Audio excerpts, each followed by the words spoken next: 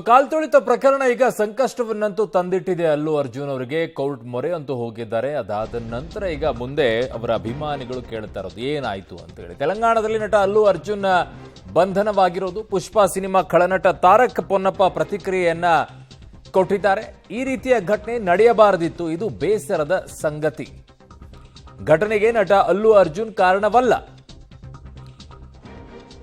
ಒಳಸಂಚು ಮಾಡಿ ಅಲ್ಲು ಅರ್ಜುನ್ ಅವರನ್ನ ಬಂಧಿಸಿದ್ದಾರೆ ಅನ್ನುವಂಥದ್ದನ್ನ ಹೇಳಿದ್ದಾರೆ. ಘಟನೆಯಲ್ಲಿ ನಟ ಅಲ್ಲು ಅರ್ಜುನ್ ಪಾತ್ರವಿಲ್ಲ ಅಂತ ತಾರಕ್ ಪೊನ್ನಪ್ಪ ತಮ್ಮ ಅಭಿಪ್ರಾಯವನ್ನ ವ್ಯಕ್ತಪಡಿಸಿದ್ದಾರೆ. ಹೈದರಾಬಾದ್ನಲ್ಲಿ ನಟ ಅಲ್ಲು ಅರ್ಜುನ್ ಬಂಧನವಾದ ವಿಚಾರದಲ್ಲಿ ಅವರು ಮಾತನಾಡಿದ್ದಾರೆ. ಕೇಳಿಸ್ಕೊಳ್ಳಿ.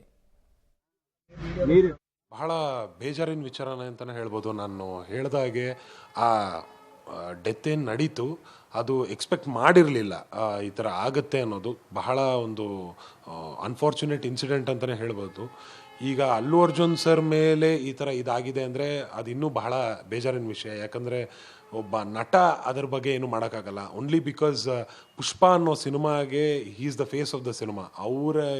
ಅವರನ್ನು ನೋಡಿ ಸಿನಿಮಾಗೆ ಬರ್ತಾ ಇದ್ದಾರೆ ಅಂದಾಗ ಏನೋ ಒಳಗಡೆ ಒಳಸಂಚುಗಳು ಇರಬಹುದು. ಸೊ ಹಾಗಾಗಿ ಅವರನ್ನು ಅರೆಸ್ಟ್ ಮಾಡಿರಬಹುದು ಅಂತ ನನಗನ್ನಿಸ್ತಿದೆ. ಬಟ್ ಆದಷ್ಟು ಬೇಗ ಅವರು ಈ ಎಲ್ಲ ತೊಂದರೆಗಳಿಂದ ಹೊರಗಡೆ ಬರ್ತಾರೆ ಅಂತ ನಾನು ಕೂಡ ಅನ್ಕೋತಾ ಇದ್ದೀನಿ. ಇದೊಂದು ಬಹಳ ಬೇಜಾರಿನ ವಿಚಾರನೆ ಅಂತಲೇ ಹೇಳ್ಬೋದು. ನಾನು ಹೇಳಿದಾಗೆ ಆ ಡೆತ್ ಏನು ನಡೀತು ಅದು ಎಕ್ಸ್ಪೆಕ್ಟ್ ಮಾಡಿರಲಿಲ್ಲ ಈ ಥರ ಆಗುತ್ತೆ ಅನ್ನೋದು. ಬಹಳ ಒಂದು ಅನ್ಫಾರ್ಚುನೇಟ್ ಇನ್ಸಿಡೆಂಟ್ ಅಂತಲೇ ಹೇಳ್ಬೋದು.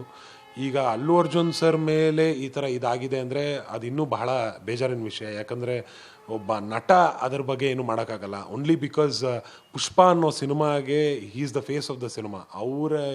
ಅವರನ್ನು ನೋಡಿ ಸಿನಿಮಾಗೆ ಬರ್ತಾ ಇದ್ದಾರೆ ಅಂದಾಗ ಏನೋ ಒಳಗಡೆ ಒಳಸಂಚುಗಳು ಇರಬಹುದು. ಸೊ ಹಾಗಾಗಿ ಅವರನ್ನು ಅರೆಸ್ಟ್ ಮಾಡಿರಬಹುದು ಅಂತ ನನಗನ್ನಿಸ್ತಿದೆ.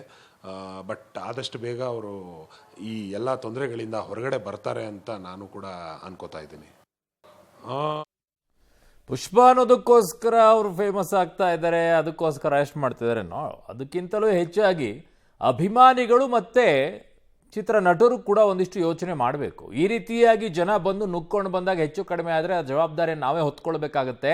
ಇಂಥವುಗಳಿಗೆ ಅವಕಾಶ ಕೊಡಬಾರ್ದು ಅನ್ನೋದು ಅಭಿಮಾನಿಗಳಾಗಿರೋರು ತಿಳ್ಕೊಳ್ಬೇಕಾಗಿರೋದು ಏನಂತಂದರೆ, ನಮ್ಮ ನೆಚ್ಚಿನ ನಟನಿಗೆ ನಾವು ತೊಂದರೆ ಕೊಡಬಾರ್ದು, ಅವರ ಮೇಲೆ ಅಭಿಮಾನ ಇರಬೇಕು ಅನ್ನೋದಾದರೆ ನಾವು ಹುಚ್ಚಾಟ ಮಾಡಕ್ಕೆ ಹೋಗಬಾರ್ದು, ಅಲ್ಲಿ ಕಂಡಂಗೆ ನುಗ್ಗಬಾರ್ದು. ಅಲ್ಲಿ ಹೆಚ್ಚು ಕಡಿಮೆ ಆತಾದರೆ ಅದರ ಹೊಣೆಯನ್ನು ನಾನು ಪ್ರೀತಿಸುವಂತಹ, ನಾನು ಅಭಿಮಾನ ಇಟ್ಟಿರುವಂಥ ನಟನಿಗೆ ಅದು ಕಷ್ಟ ಆಗುತ್ತೆ ಅನ್ನುವಂಥ ಅರಿವು ಕೂಡ ಅಭಿಮಾನಿಗಳಿರಬೇಕು.